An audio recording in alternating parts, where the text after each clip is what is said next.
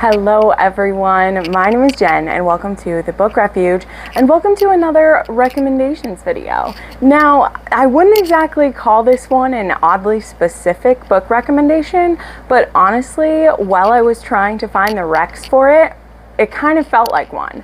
And I have to say, I was trying to find a lot more contemporary books for this list, but I ended up only finding 3. So this is definitely going to be one where I'm calling you guys into help at the end of it because, again, I found mostly historicals and I like to try to mix it up, but I also know that some of you have commented you've been missing more historical content here, so this will be good. But if you can tell by the title, today our recs are best friend's brother.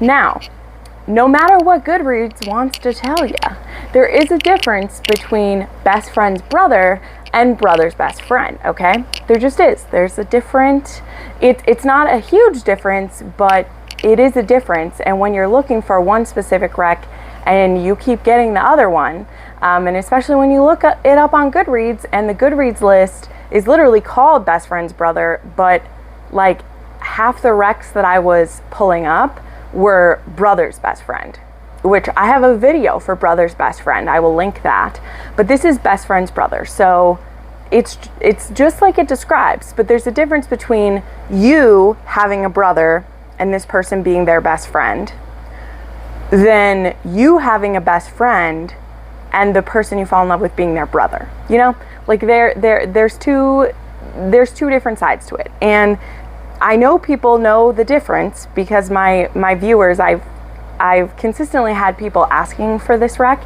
and I really like this rec as well. I just think I just think there's something different when you have a friend and you're falling for their brother than when your brother has a friend and you're falling for them. Yeah, I do have one of these recs though that is the friend that the girl has is a guy and she falls for that person's brother, which I think is kind of cool. But anyway, like I said, I have 3 contemporaries to talk about and quite a few historicals, and then one book that is a contemporary that I haven't read yet, but is on my TBR to get to in the next few months. So let's go ahead and dive into this, and we will do the historicals that I have first. And actually 3 of these that I'm recommending are all from our one of our favorite historical authors, Julia Quinn. She's actually written quite a few of these, which made me happy. And we're going to start with the one everyone's probably expecting, and then we'll get to some that maybe you don't know about. So we of course have Romancing Mr. Bridgerton.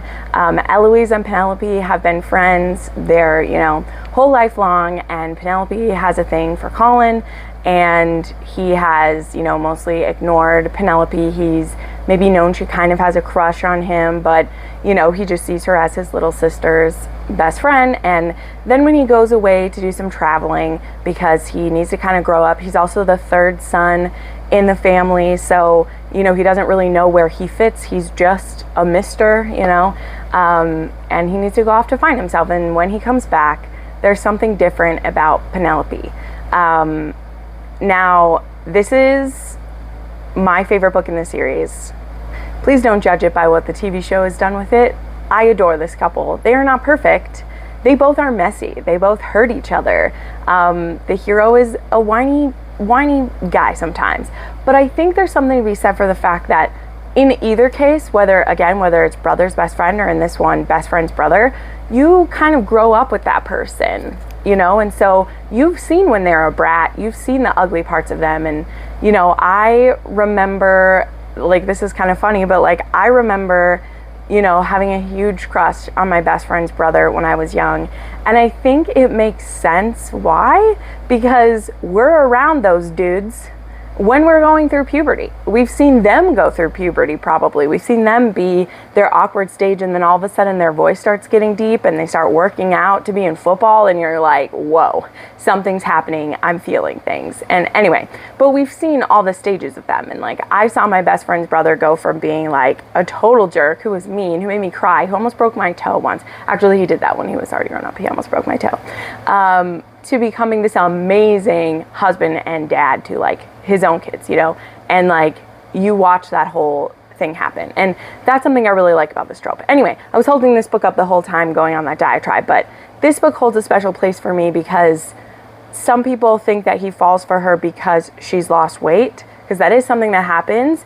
Penelope loses weight and she starts dressing the way she wants. But for me, it's more of her taking control of her life. Like, she has her, you know, secrets, and she is able to slowly exert more control over her life. And when she does that, she's able, you know, to like eat what she wants and dress how she wants. And that is going to transform her because she has more confidence now. When before she was just the ugly, chubby girl who her mom was putting her in horrible dresses. And so she's not going to compare to other people when you're not looking. So I will always hold a soft spot for this book. It is still my favorite in the series, and I'm terrified what the show is going to do to it. But I know that a lot of people don't love Colin the same way that I do, or Penelope, but they're my faves. So this is one of my favorites, best friend's brother. And I also love the honest portrayal of, you know, Eloise then feeling like she's missing out on some things, you know? So, keeping going with some others from her, we now have one of the Bridgerton prequels, and this one is called Because of Miss Bridgerton. So, this is also called the Rokesby series. It was first called the Bridgerton prequels, and then it was called the Rokesby series, and then something else. But either way, the Rokesbys, which in this case we have George Rokesby, and the Rokesbys were next door neighbors to the Bridgertons. And Billy Bridgerton is the sister of Edmund, who will eventually marry Violet, who will be the father of the Bridgertons.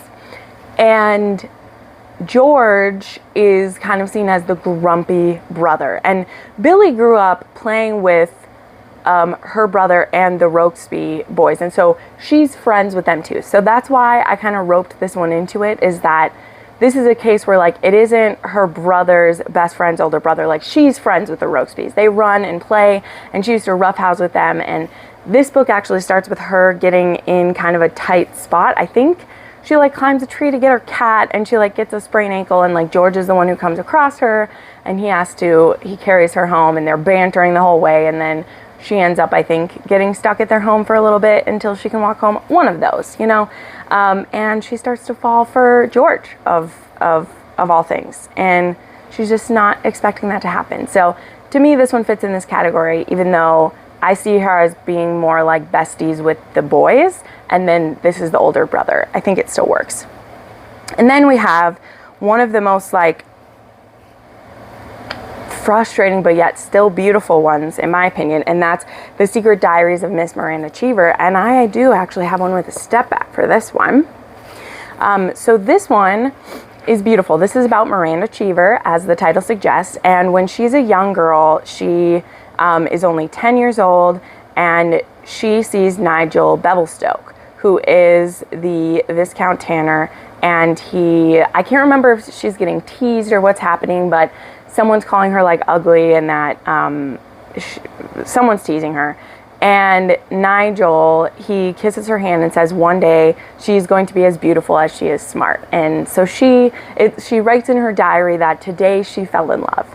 And now, many years later, Tanner has had a lot of tragedies happen, and I believe he's back home, and there is a situation where he is forced to marry Miranda because of reasons. And I mean, as again this suggests, like, she was best friends with his younger sister. I think they're the same age. So yeah, and so she's already kind of a part of the family, but when this thing happens where they have to marry, he's a much more jaded, gruff guy now, and he doesn't think that it's going to be good between them, but she's there to kind of prove him wrong and wake him up a little bit, you know?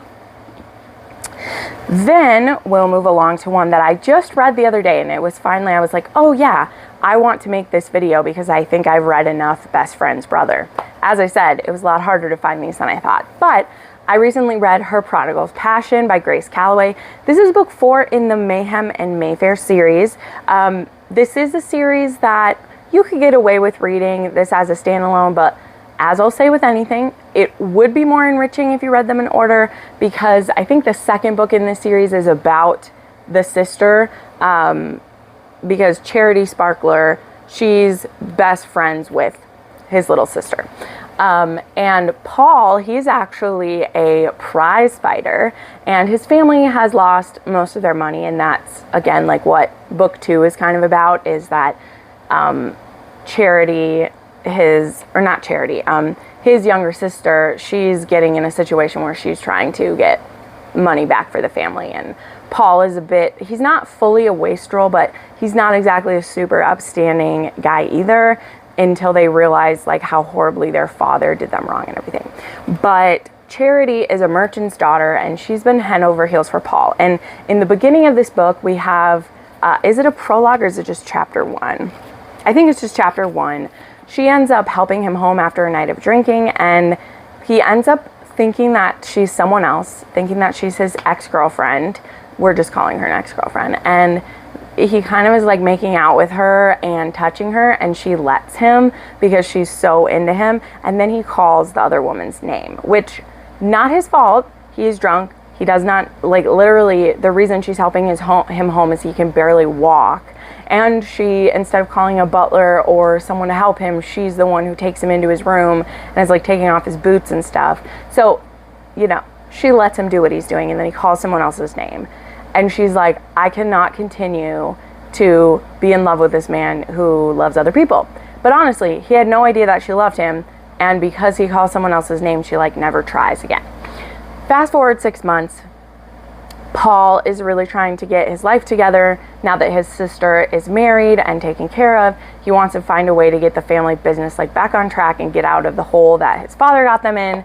And him and Charity end up at a house party that I think is being hosted by his brother-in-law, and she ends up getting compromised. And so he wants to marry her to do the right thing, and she is adamantly against it because she does not want to be married out of duty. It would just break her heart to have this man marry her out of duty. Also, her father has plans for her to marry someone else to help his jewelry business. He's a jeweler. So this is their romance, and it was a good time. So there's another one. Then we have The Lady Tempts the Air by Harper St. George. This is book 3 in the Gilded Age Heiresses. I think this one came out at like the beginning of this year. I'm very excited for the next one to come out, which is supposed to be The Duchess Takes a Husband, because it's set up so well. But anyway, this one is about Lady Helena March, and she is best friends with Max Henshaw's 2 sisters. He has 2 sisters. We watched them get married in the previous books. He lives in America. He handles the family business there. He is the heir. He's basically the one in charge of the family because his parents are the most meddlesome and annoying parents in the whole world, and they're kind of threatening him to get married, or they're going to not fuck up his life, but fuck up his sister's life, because they know how much he loves his sisters, and they're literally that conniving. So he's supposed to get married. Lady Helena does not want to get married again because she has her work that she's doing, and she doesn't want a man to be able to say whether she can do it or not. But they suggest a fake engagement to keep her from financial ruin and to keep his parents from like pressuring him into getting married. So yeah, that's these 2. And I gotta tell you, for me, Max is such a swoony hero. Like, I loved him. Helena was a bit frustrating in parts of this for me, because I'll tell you, the main and really only trigger warning in this one for me is infertility. And in this book specifically, because he's the heir, she is like, well, there's no way we can get married because I can't have children. And so for some people, they just don't like that as a plot device, which I completely understand. I totally understand. But for me, the way that Max handles it and his reaction to it is what makes a true hero for me. So I loved it. Then the last historical one I have to recommend is Notorious by Minerva Spencer. And this book holds a special place in my heart because this is the first Minerva Spencer that I ever read. I saw this on a table at Barnes & Noble and I had to have it. I didn't remember that I did actually own Dangerous and Barbarous, but I hadn't read them yet. They were just lost in my shelves.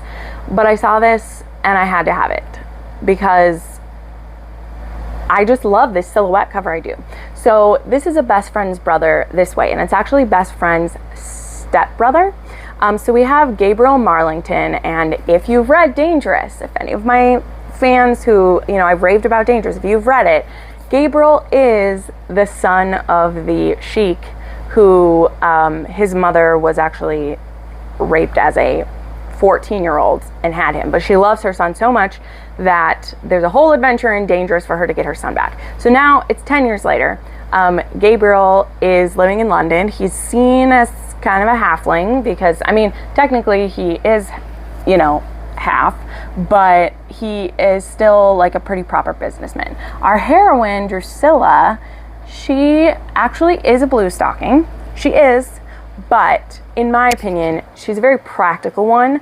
And though there were some things that in other books I would have cringed, Minerva Spencer handles these kind of like social issues and women wanting to be involved in them with such a deft hand that like I will read anything she writes. Like I really will. I'm saving some of her books for rainy days, but I love it.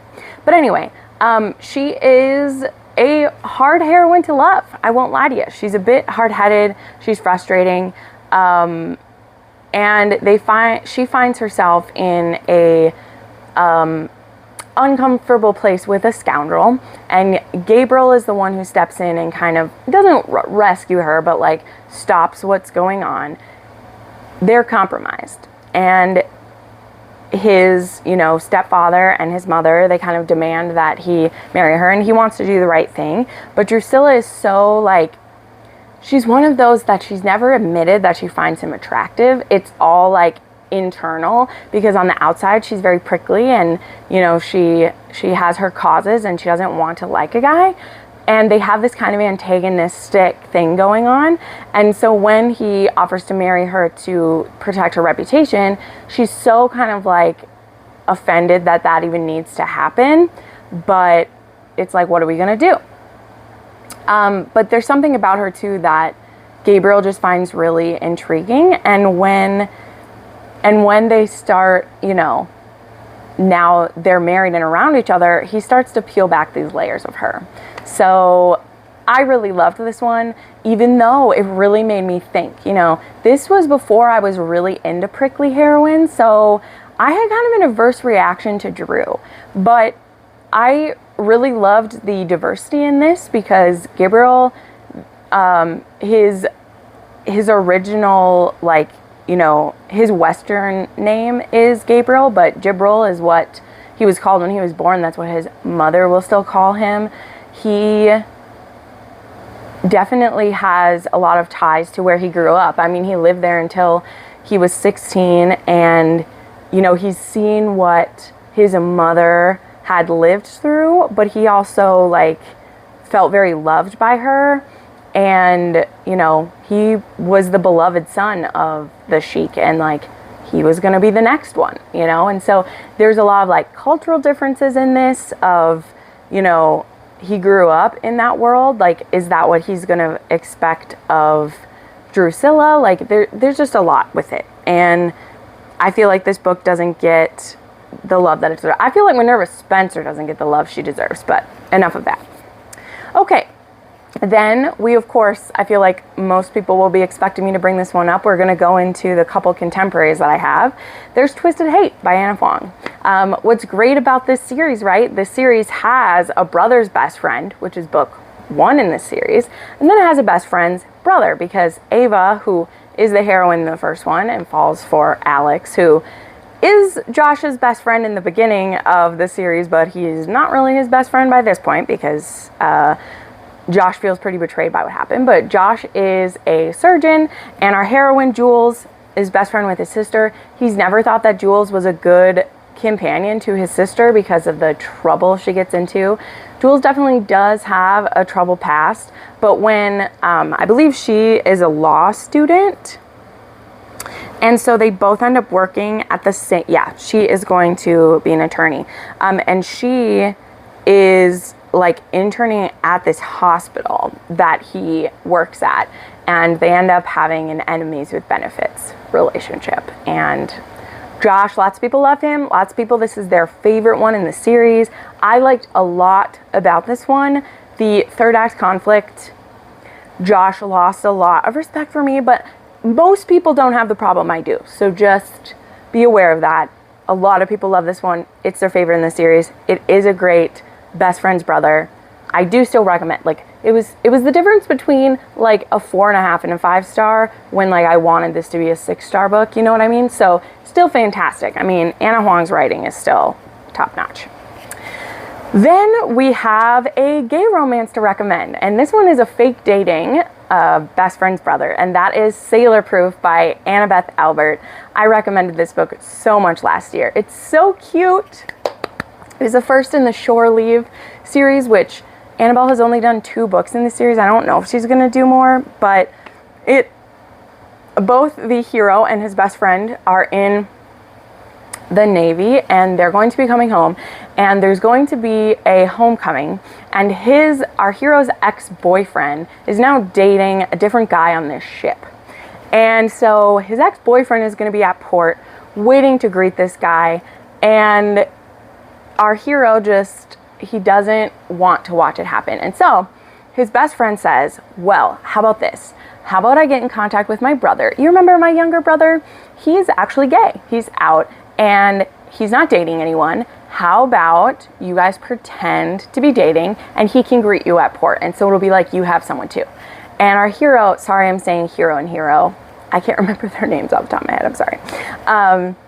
And he's like, are you sure? Like, your brother, isn't he still in like high school? And he's like, no, he is not. And you know, he's looking pretty good. My brother's no slouch. And so he's like, okay, fine. So they agree to do this. When they get to port, our hero gets off the boat, and there is his best friend's younger brother, who, by the way, part of the reason he first discovered he was gay was lusting after his brother's best friend. And yeah, and so they meet each other, and instead of just like hugging, they end up kissing, and someone videotapes it. And so now, instead of this just being a fake date like for one thing, the family ends up seeing it because it goes like viral. And now they're in this awkward position of, do we tell our family right away, or do, you know, we play it out for a while so we don't like hurt their feelings? Like, what do we do? So it turns into a fake dating that turns into, you know, well, we're fake dating, we could fool around, and goes from there. So this is a best friend's brother scenario in a gay romance. Gotta love it. And then the last one that I have read is actually where is it at? Oh yeah, this one is an older one, and I had forgotten about it, so this was a good thing that the list did. There is Gabriels Inferno by Sylvain Reynard, which, by the way, did not know this was a man.